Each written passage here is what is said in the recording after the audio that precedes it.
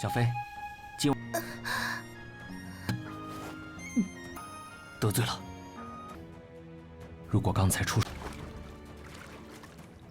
小子，死的些鼠辈，没事，不用怕。竟然配合的如……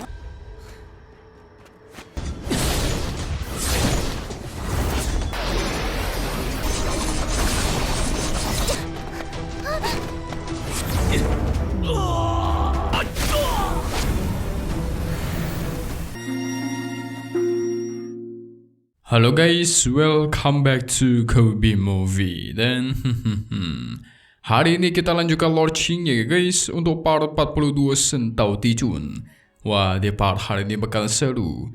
Putri Ye itu diracuni gara-gara diserang oleh sekelompok assassin misterius. Tapi kok bisa ya? Dan siapakah orang yang mengirimkan para assassin ini? Kalau berdasarkan part kemarin sih kita udah melihat ya. Qin Yang kan udah membantu si tetua Sheng nih untuk menjawab 3 pertanyaan di ronde kedua yang diberikan oleh Tuan Jiang. Itu membuat lawannya Qiu Shi tentu kesal karena lagi-lagi dia kalah. Kok bisa tetua Sheng mengetahui semua jawaban itu? Setahu dia tuh tetua Sheng bukanlah orang yang pintar.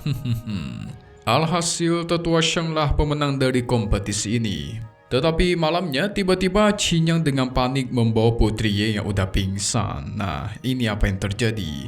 Dia sudah diracuni oleh seseorang misterius yang kita belum tahu dan kita pun masuk ke intro ya guys.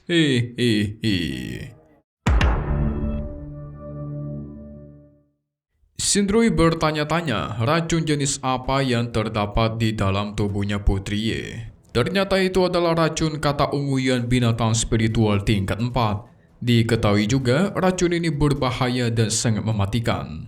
Tapi Qin Yang menenangkannya karena racunnya sudah sedikit melemah dan kemungkinan Putri Ye masih bisa selamat. Sindrui bertanya gimana dengan tubuhnya Xiao Fei. Soalnya selain Putri Ye ternyata si Xiao Fei juga terkena racun ini. Cuman, Xiao Fei ini kan tubuhnya spesial guys, berbeda daripada manusia pada umumnya. Sehingga dia cuma membutuhkan yang namanya istirahat agar bisa pulih kembali. Wah, sakti banget. Alhasil Qin Yang menyuruhnya untuk istirahat dulu di malam ini karena dia bakalan membantu Putri Ye. Xiao Fei mengerti dan segera pergi.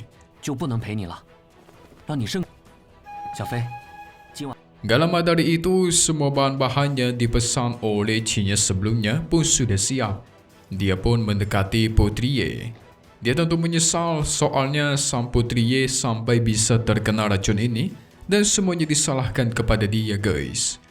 Tidak buang banyak waktu, Qin Yang melepaskan pakaian dari sang putri, mencoba memurnikan racun yang ada di dalam tubuhnya. Tapi sialnya racun itu sudah cukup lama di dalam tubuh si putri. Jadi nggak bisa dimurnikan guys. Nggak ada cara lain, akhirnya Qin Yang harus menyedot racunnya dengan cara paksa. 得罪了。 Setelah selesai, dia segera ambil ramuan-ramuan penyembuh yang diperlukan dan dimasukkan ke dalam bak yang berisikan air hangat.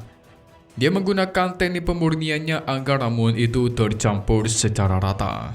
Setelah selesai dengan cepat, Qin Yang menggendong tubuhnya Putri Ye untuk direndam ke dalam air ramuan. Tapi secara tiba-tiba, sang Putri Ye pingsan dengan memeluknya. Dia mengigau kalau Qin Yang itu adalah ibunya dan dia meminta sang ibu agar tidak meninggalkannya guys. Jadi di sini dia kira Qin Yang itu ibunya. Awalnya itu langsung membuat Qin Yang panik, tapi dia mulai bersikap tenang dan mencoba menenangkan sang putri, mengatakan dia tidak akan pernah meninggalkannya. Mendengar itu, Putri Ye pun jadi tenang guys. Tapi Qin Yang tetap merasa bersalah. Kalau aja dia bertindak lebih cepat lagi, maka pasti sang putri tidak akan diracuni seperti ini. 如果刚才出， Jadi sebelumnya guys, Qin Yang, Putri Ye dan Xiao Fei itu sedang asik berjalan di kota di malam hari.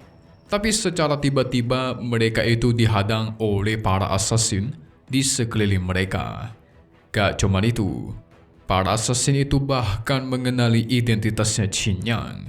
Jadi emang sedari awal mereka tuh udah sengaja mengincar dirinya guys. Cinya tidak takut, menurutnya orang-orang ini cumalah sekumpulan keroco.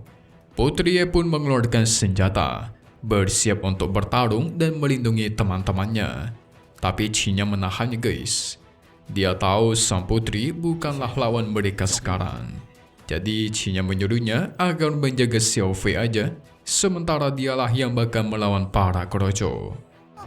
小子，死这些鼠辈，没事儿，不用怕。 Setelah itu, Cinya memancing emosi mereka dengan cara menghina dan merendahkan mereka, membuat para assassin benar-benar terpancing. Mereka murka pun melesat maju untuk menyerang Cinyang. Pada akhirnya terjadilah pertarungan sengit di sana. Tapi Cinyang kelihatan tidak kewalahan guys. Dia menggunakan tinju auma singa dan naga, mempaskan para assassin dan menghindari semua serangan. Gak cuman itu, dia terus memanas-manasi keadaan dengan mengatai mereka yang lemah. Ternyata para assassin ini juga kaget ketika menyaksikan kekuatannya Cinyang. Karena menurut informasi dari bos mereka, harusnya Cinyang tidak sekuat ini. Tapi mereka tidak menyerah, misi adalah misi. Segera kekuatan pun disatukan, membuat formasi yang besar di langit dan formasi pelindung di sekitar sana pun dibentuk supaya Cinya dan teman-temannya gak ada yang bisa kabur. Mereka juga memanggil ribuan pedang di langit langsung dilesatkan ke arah Cinyang beserta teman-temannya. Melihat formasi itu, Cinyang tahu guys, kalau ini pastilah formasi susunan roh tingkat pertama. Tidak menyangka orang-orang keroco ini sampai menggunakan formasi tersebut karena ingin membantainya. Niat banget kesannya guys. Tapi apa yang terjadi? Cinyang dengan mudah menghindari semua serangan ribuan pedang itu. Merasa masih belum cukup, para assassin pun langsung bergegas maju untuk menyerang sehingga tuar. Terjadilah pertarungan sengit di sana guys. Tapi sayangnya walaupun Cinyang diserang bertubi-tubi, dia masih kelihatan tetap tenang dan menghindari semua itu. Mudah sekali.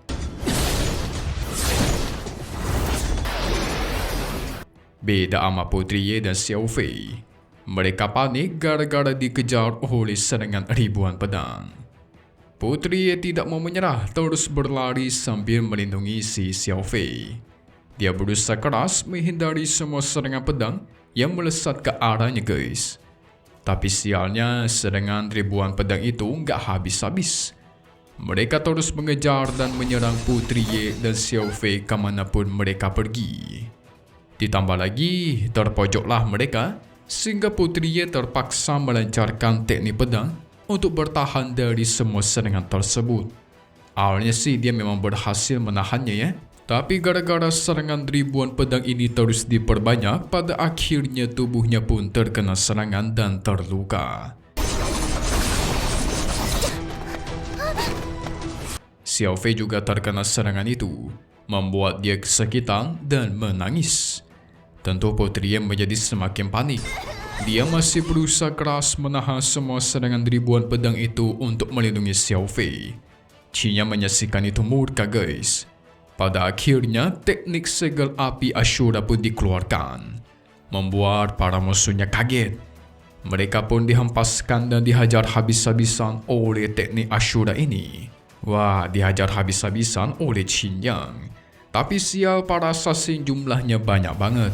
Alhasil sekarang mereka pun dikepung dan tidak diberikan kesempatan untuk menyelamatkan Putri Ye ditambah Xiao Fei.